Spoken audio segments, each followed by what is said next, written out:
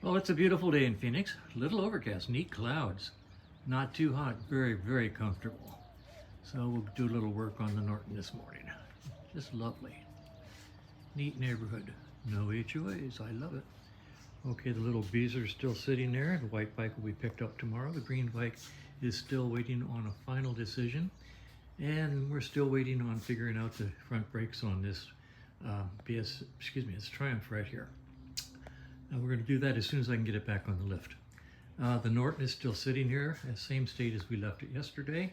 I did buy some paint and paint that brake assembly. So it's up here drying, and it'll be dry in a few hours, and I'll put it on when I put the rear wheel on. Coming back over here to the bench, these are the parts we cleaned yesterday. Looking pretty good, much better than they did. These are the ones we're going to start on this morning. We being the royal we, that's me. I'm going to start cleaning all these bits and pieces this morning. If just in case you're interested,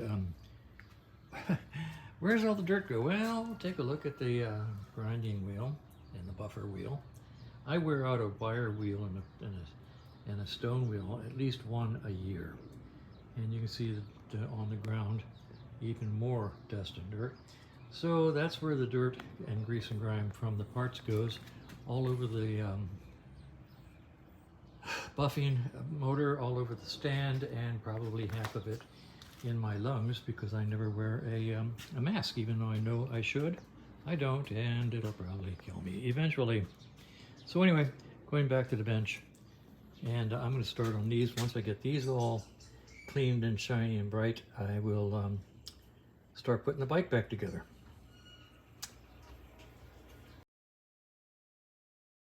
Well, I decided to take this master cylinder, rear master cylinder apart so I can paint the body.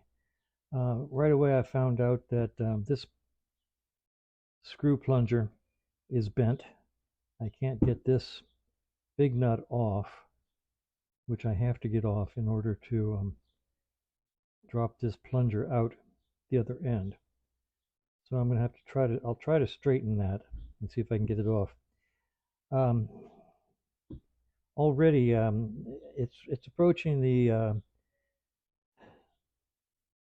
I'm darn tempted to just replace this thing right now. Let's see how it looks inside. The body, the master cylinder assembly is held into the housing by screw in, and this little grub screw, Allen screw, locks it in place, and these things are always tight, and you just feel like they're gonna snap or strip, and it's a ball getting them out. There, Mike's good there. Okay, pretty good. All right, so it's coming out. You can actually leave it there if you want. I take it out just for cleaning. So now this body, the pressure tube, will unscrew from this body, but not by hand. No, no way.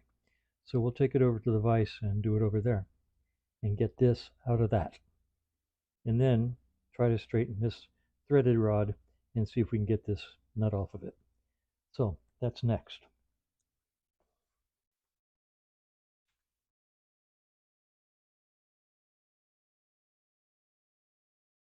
All right, the master cylinder is in the vise. The earlier models or later models or what other models had a flat on this end. You could actually put a wrench on it. This one does not.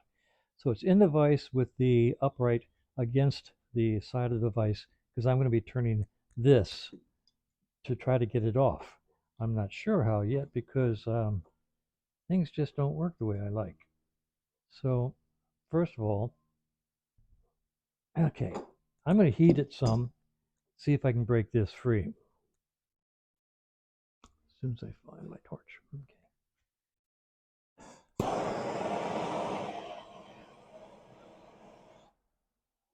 I'll resume the video once I break it free. All right, heat is a wonderful thing. A little bit of heat and it came free. Let's take this off. Interestingly, I used to put this in the vise and turn this to unscrew it, but not on this setup. I don't understand the difference. Why is there no flat on that end? Let's take this off.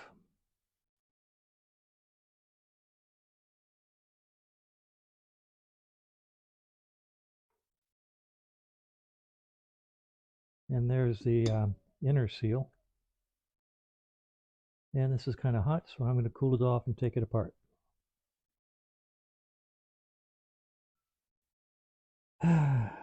Okay, this thing has just crossed over into Never Never Land. Look at the level of crud on this plunger assembly. Look at the level of crud inside the body. I'll push this inside out, but I don't think that we're going to rebuild this at all. It's just a mess. There are points where you reach decisions that say, buy a new one, stop fooling around. And I'm real close to that point. All right, I was able to get the internals out of this master cylinder, and I'm going to try to show you the inside of the master cylinder and the condition. Let's see if I can do this. Can you see what it looks like in there? Let's see, where's the lens? The lens is up here, right? Yeah.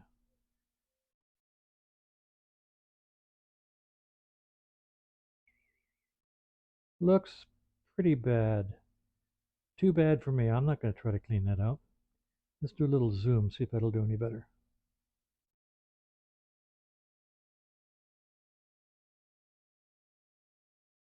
Pretty cruddy down in there.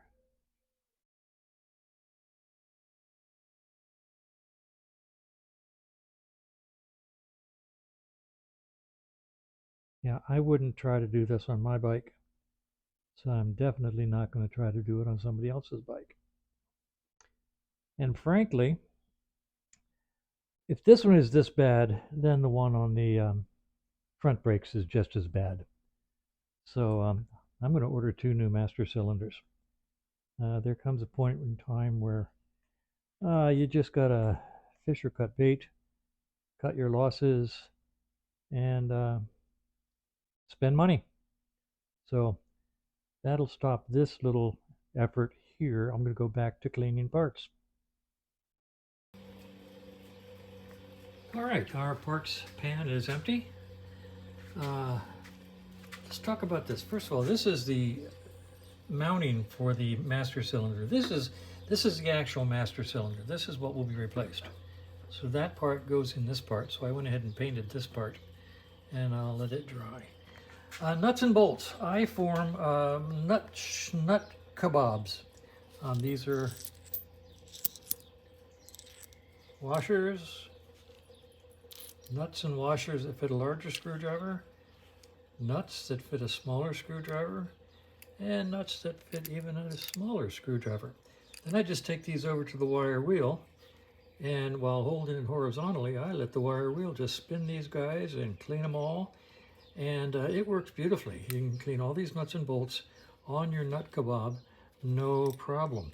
And no, it doesn't damage the threads at all. Threads are quite all right. I've never had a problem with that. Been doing this for years and years and years. So it's a quick way to clean nuts and bolts, or excuse me, nuts and washers. Make a kebab and take them to the wire wheel. These are nuts and bolts and bits and pieces, spacers, Z-plate spacers, axle, various and sundry bolts, and the brake hoses and the brake switch assembly, all cleaned up and ready to go back on. These are junk. You just don't use coarse threaded bolts on bikes. This was holding on one of the passenger pegs, I believe. I don't even know where these came from, but they'll be replaced with the proper bolts.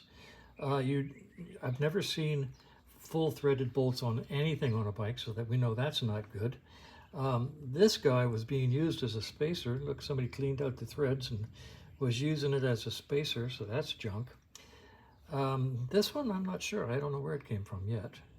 I think it came off this bike. Who knows? We'll find out. and some, this is a nice washer. It came off the bike for sure. This is a nice washer. It probably came off the bike, but only knows when. This is junk. This is a hardware store washer. You can see how deformed it is. So that's hardware store quality. And this one is a nice thick washer, so it undoubtedly came off the bike. So we'll put this one over here with the junk bolts.